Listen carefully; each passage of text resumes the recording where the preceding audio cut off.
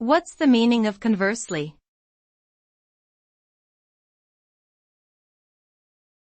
Conversely.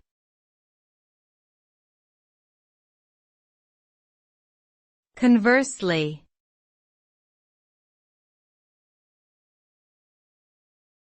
Conversely.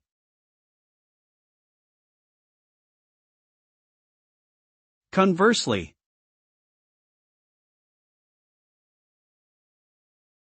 Conversely is a transitional adverb used to indicate a contrasting relationship between two ideas. It means that the opposite of what was previously stated is true, or that one idea is the reverse of another.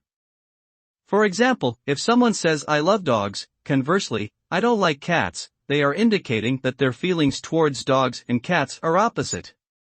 In short, conversely establishes a relationship of contrast between two ideas.